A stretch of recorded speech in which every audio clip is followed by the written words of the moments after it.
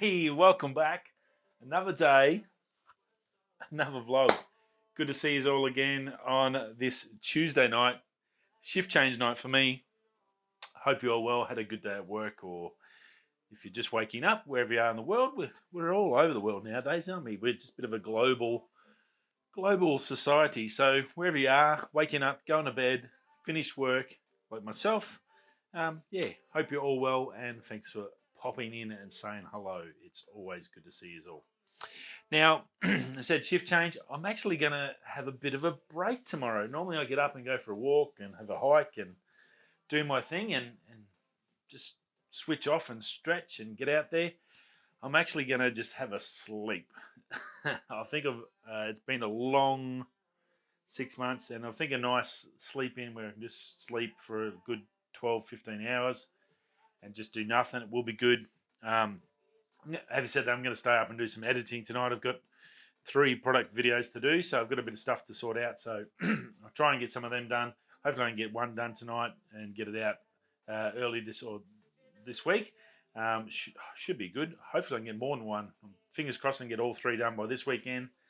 That'll give me a week and a half sort of grace, I guess, before I get out with the next video. We'll go back to our South Coast trip. So looking good. Pretty happy. Now, first thing I'm going to talk about is a bit of a weird situation. Now, very small creator. No illusions of grandeur here, but very happy with what I do. I enjoy my photography. My photography is probably something I'm very passionate about. I'm sure hopefully you get that from me when you're watching the channel or the videos. And come across something. Now, this is something I'd heard about before, and it's people poaching your photos and using them on the net. And this is not a nasty, angsty one. It's just a bit of a reminder and a learning lesson just to be careful and aware of what happens. And I think the company that did it, I'm not going to name the company, but basically what they did, they took one of my photos. I tagged in Oakley. I had some Oakleys on. It was from the first day in Albany. If you haven't seen that video, go check it out. If you don't know what I'm talking about with the photo videos, subscribe, hit the bell, you'll see them all. But I've got a photo journeys, amazing photography here in the bush, all over when I do my travels. Go check that out. That's pretty cool. But down in Albany, I took basically a thumbnail shot. I wanted a thumbnail shot so I could use for my videos and for Insta in front of the Natural Bridge in Albany. Beautiful spot, amazing. I've got some amazing photos from that area. And lovely. And just a fun shot, a bit of fun, just a profile shot that I could cut and put into a thumbnail if I needed it or whatever. Just sort of, I guess, as well, prove that I'm there. I don't really like photos of myself. I'm not a person photo type photographer. I don't really find photos of people or no matter what they are, interesting. It just doesn't put me a nice old wrangly tree on a rock. I'm all yours, but yeah. But anyway, I digress. So basically what this company had done, I got a tag notification on Instagram. Oh, that's weird. Like, I don't even follow this company. Righto, so I went and had a look, and there's this photo of me. I'm like, I don't remember them asking to that, or it wasn't a competition or anything like that. I go on the SanDisk photo challenge and stuff, and that's something to sort of, I guess, see how good I am and to put myself into it and having a challenge, and it's good, and I'm happy to share my photos that way. It's my choice. But yeah, there's my photo. The descriptions basically got nothing like what I was. They had no description like, here's a photo from Ashley Kendra. He's wearing these Oakley Sunnies. That's fantastic. By the way, we sell these. You can do nothing like that. Just like, hi Dad, text from Dad or something. It's a little bit weird. I just felt like, oh, I'm not really comfortable with that. It doesn't, like, if you're going to use it, wouldn't you just ask someone first? Well, I sent him a message straight away and said, look, what's the go? You didn't even ask me to use it, and you put my photo in there, and all you've got is a tag down the bottom of the line, which, like, if there's 50 tags, no one's got a clue whose it is. They haven't said, oh, by the way, this is 34 Media. We borrowed their photo. Go check them out or anything like that, which if you're going to tag someone, you'd go, hey, go check out their channel. This is some great stuff. He's got some great photos.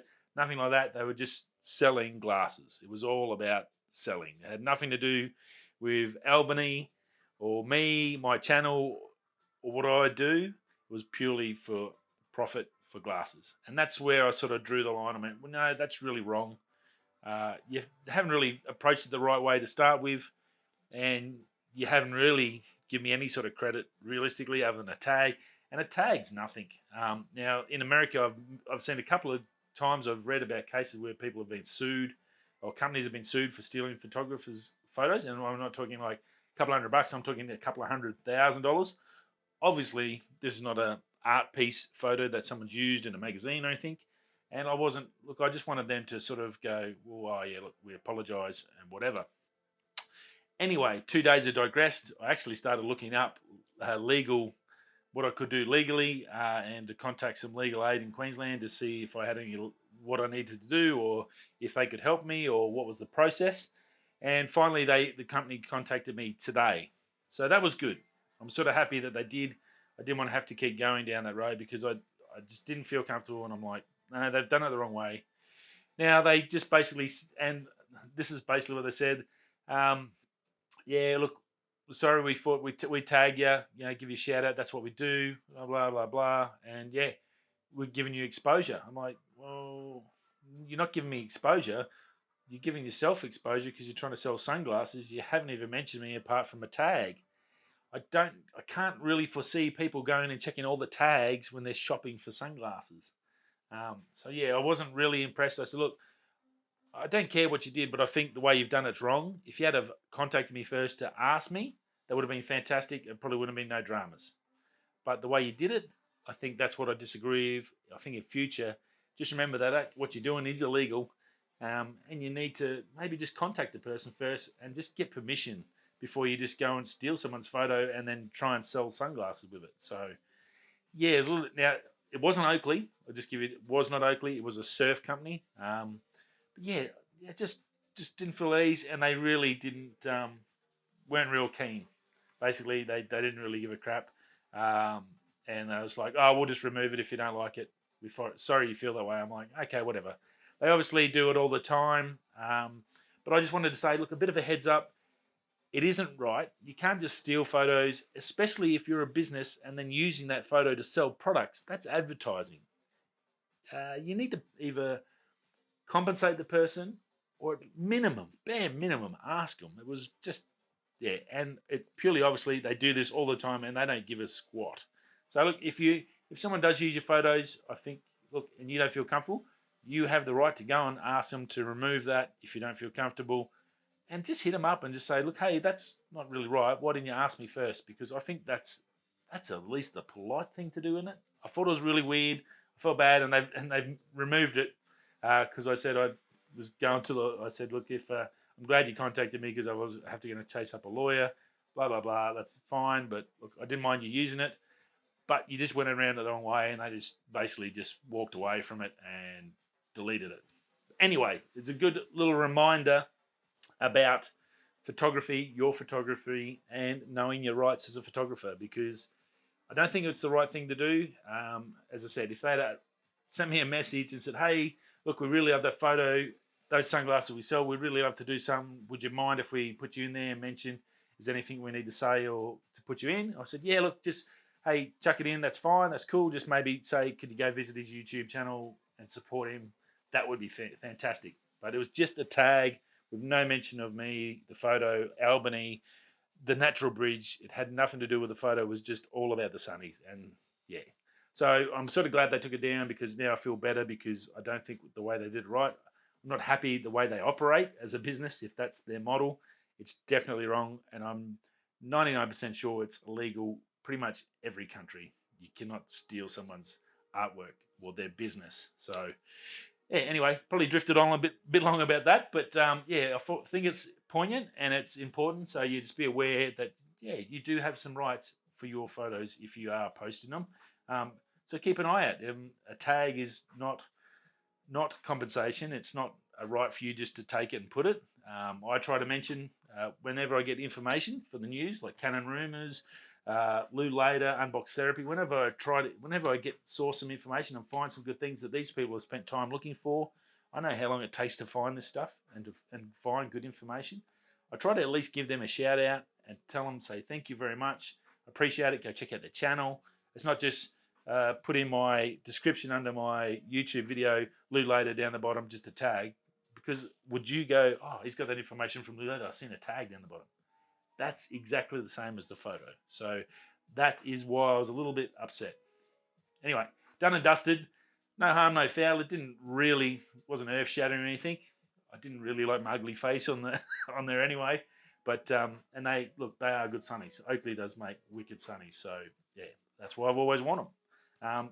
All the gear I get, I buy it because I like it, because I want to use what I consider good and what I can afford, like most photographers. So anyway, that's that. Now, speaking of Canon Rumours, those legends over there get us all the good guff on what's happening with Canon. Some super information they've come out. An RF 70 to 400 mil, f 5.6 to 7.1 image stabilized USM, non-L series. That's right, non-L series. So this is possibly affordable. In fact, 70 to 400 it's a strange. Normally they've got your 70 to 200 L series, the 2.8, fantastic lens. But mine's got the 75 to 300 EF that I use, and even 300s. You need like an extender on there to get some nice shots to really get that compression working. 70 to 400, just another 100 mil, but it's another little 100 mil. That gives you that's some good compression in there, and it's going to be some good landscape, nice panoramas with a nice big compression on them. You could probably, I reckon that lens will be good and do some really funky stuff. Obviously, it's not a fast glass, but it's the same as my 24 to 105 RF. For that, I'm pretty sure that's a 5.6 to 7.1, and I can achieve actually a fair bit with that lens. So I'd be stoked with that. And I think, as you said, it's not an L, so it's got that sniff that it's going to be affordable. It's not going to be a 3,000. It might be around the 1,100 mark. $1,000 to 1,100 to 1,200 here in Australia. That would be fantastic. Very, very cool. What did we say yesterday? 12 to 1,300 for that 14 to 35. That's the zooms. Normally the zooms are a little bit more expensive. So look, and that was an L. So this could be pretty good. I'm liking the looks of that. As well as that, now this is coming soon too, just by the way, they reckon. They think it's going to be a part of the next little group that's going to get released. This next batch, like the 14 to 35, we might see Canon release 2 or 3 lenses. We thought they were all going to release them at once. Maybe might get they might start leaking out a few and trickling out a few lenses to keep all the RF mount owners happy, which would be lovely. Now also a 16mm 2.8 prime non-L. That's correct. Another non-L. That is awesome. A 16mm 2.8 Astro Pow. Fantastic. Very excited about that.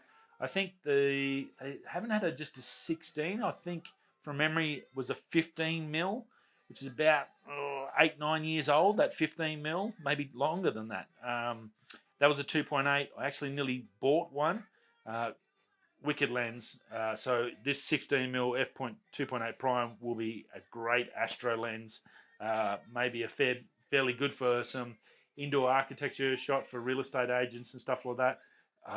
Very excited about that one. So 2 lenses there that I could definitely foresee in my kit. If that 14 to 35 ends up being a little bit expensive, you could definitely come down and maybe keep the 24 to 105, get that 70 to 400, and then get a 16 for your Astro for your wide stuff, and that would be a great little Trinity setup. Cheaper, or a contemporary. Let's call it a contemporary, like a Sigma. They call it that contemporary range. I think it's a good way to look at them. A basic or a contemporary range is a good sort of logo for it, and that would be very cool. Now, on Canon, there's a company called KolariVision, again from Canon Rumours. There's a little good bit if you do have an R5. Some good news. They're offering. What the hell is that? Offering a cooling upgrade for the R5. Doubles the 8K record time. It'll triple it. What time you get after the 5-minute cooldown period. So you get I think it's normally 25 minutes standard. So it goes out to nearly 50 minutes. and then you have 5-minute cooling, and normally without the upgrade it'll get like 5 minutes. Well, with this upgrade it'll go up to 25 minutes after that 5-minute cooling. So that's really, that's a big upgrade. That's a big difference. And I'm sure if you're using the R5, something like this would be good. In the US, they've only got a 1-year warranty. Our Australian consumer law is a little bit different, so it doesn't matter what the company's got. It's got to last a certain period, so 1 year doesn't really mean much. So just obviously, if you're going to do it, it will probably avoid any sort of warranty or consumer protection you do have. But just be aware. Now it's $400 US, so probably $550 odd Australian.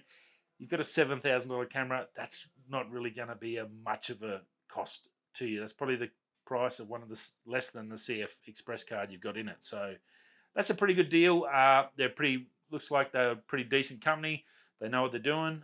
So yeah, look, if you have got an R5, definitely go check that out. If you're doing a lot of video production, this could really assist you with your workflow around the studio or on set. So very cool. Right, Rode, the Australian music company, RodeCast. Entered it last year. Obviously, we've got our podcast that you'll be listening to if you're one of our wonderful listeners. Thanks for stopping by. The new or this year's RodeCast comp ends tomorrow, so it ends today. It's the last day for you to get your stuff in, get your entry in. Hopefully, you haven't forgotten. Also, if you weren't going to do an entry, but you want to go listen to some new podcasters other than my sultry tones, go check out Rode. There's heaps of creators like myself that are starting out or trying to get their foot in the door, or they're trying to get their message out to you. You could find someone that really floats your boat, so that would be pretty cool. Again, last days today. Hopefully you've got it all done and dusted.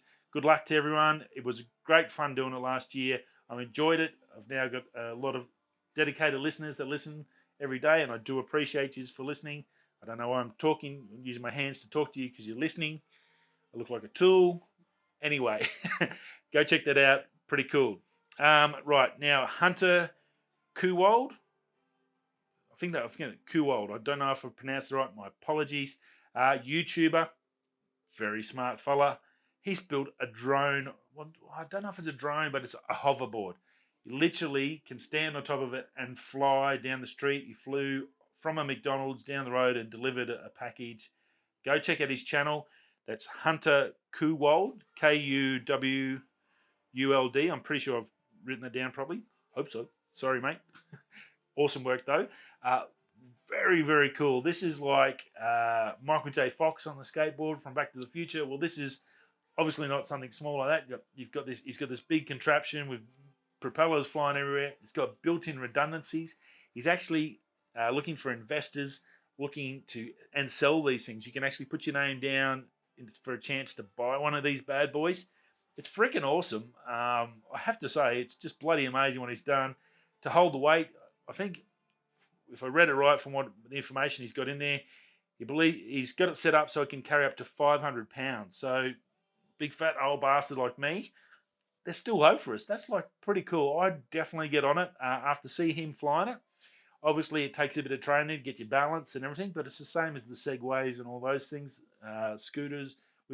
It's always a learning curve, but yeah, very cool. Not sure. I'm pretty 99% sure to 100%. 100% of the time, I'm 99.9% of the time sure that sure as shit is never going to be legal in Australia. Can you imagine? It's probably going to be classed as a drones. Who wouldn't be able to fly in any drone areas, anywhere near an airport. It's anywhere near 30 meters near people.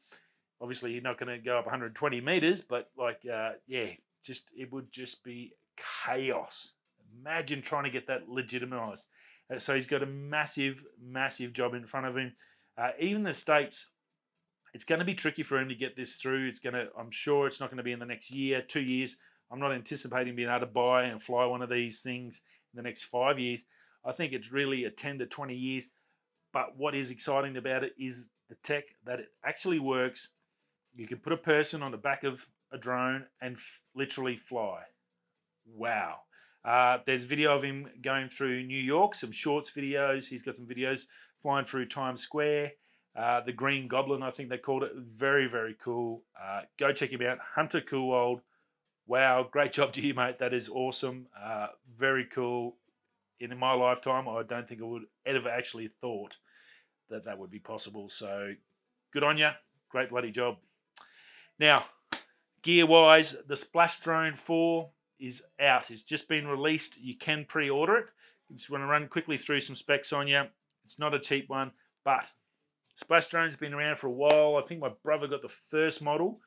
If you live in Cooktown, it's somewhere in Cooktown. He flew it up and it went bunter, and that was it. All over. It was the early days of drones. Obviously, things have changed. Splashdrone has got really, really good at building drones that are waterproof, can self-flip. Cameras, gimbals, they're getting better every year. This year is no exception. They believe they're going to now be fighting with the Phantom sort of series. That's a big task to go up. DJI's got a really, really strong foothold in the drone business. To be going up against that big boys is, look, a great effort to them. Shout out to them. I think they do a good job. A waterproof drone has so many advantages. Like a waterproof camera would be amazing for all of us. It's got a 3-axis. You can get a single-axis gimbal. You can get a 2-axis gimbal, which has got the infrared, I believe. Let me run the through. 2-axis night vision camera. 3-axis camera, which does 4K. It'll do raw photos. It'll take ND filters.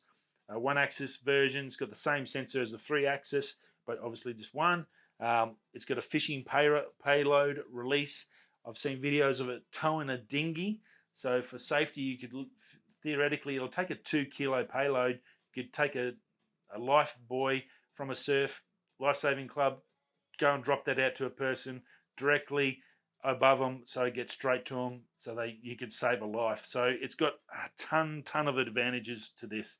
Now, it's not cheap for the camera setup, so that's with the gimbal, the camera, all on it. $2,500 base with an extra battery and extra props. $2,800. They are a carbon fiber prop. This now has auto flip, so when you crash it into the water, you're coming into the water, you want to get those beautiful ocean shots or river or waterfall shots or whatever. Doesn't matter. You can fly into a waterfall. It's not going to hurt it. I can get covered in water. It will not hurt this thing. It's gold. It's fully corrosion resistant. And as I said, it'll land, the water goes upside down. It'll just self-flip. So very, very cool in that regards. It's July 22nd. That's going to start shipping. It's IP67 seawater proof. So very important. So that corrosion resistance on that. The actual controller is waterproof as well. IP66 rated. Very, very cool. It's got a 5-kilometer image transmission range. It's not a DJI 10-kilometer, but look, that's 5 kilometers. If you're out in the ocean and you're doing stuff, or you're up a river, and that 5Ks is plenty enough to get good footage. So I think that's going to be fine. As I said, auto power flip.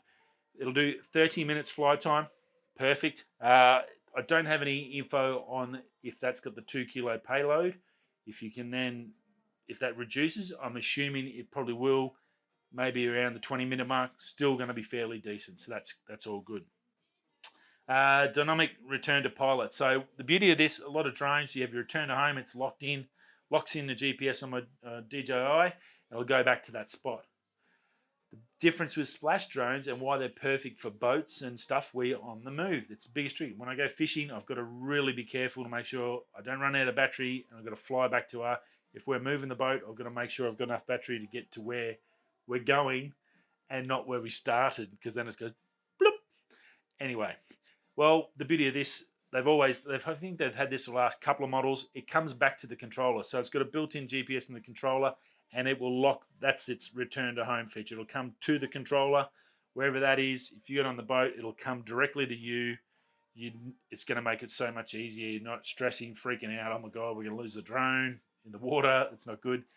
Even if it does, when you're over the water, it floats. So it can just land in the water, turn your boat around, go pick it up. You cannot do that with any other drone on the market. That is awesome. Great work to them on that, and that's why I think it's such an important drone to us.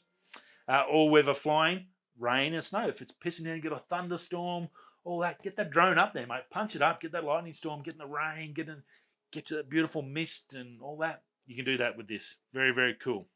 2-inch display on the controller. Wi-Fi controller's a Wi-Fi hotspot as well. Very cool.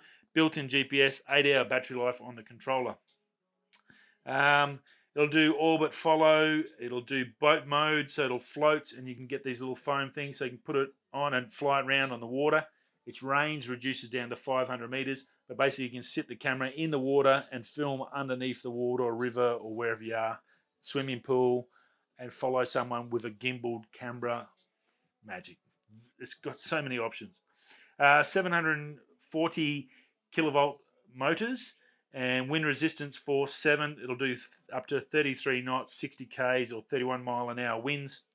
That's pretty darn cool. 6,500 milliamp batteries. They're smart batteries, so they control their ups and downs, recharging, all that sort of stuff.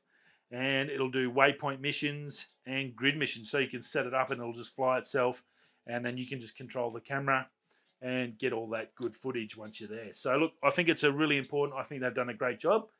If you're into fishing or you want to get drone stuff, but where you are is like Scotland or in the tropics and it's raining, then this is the drone for you.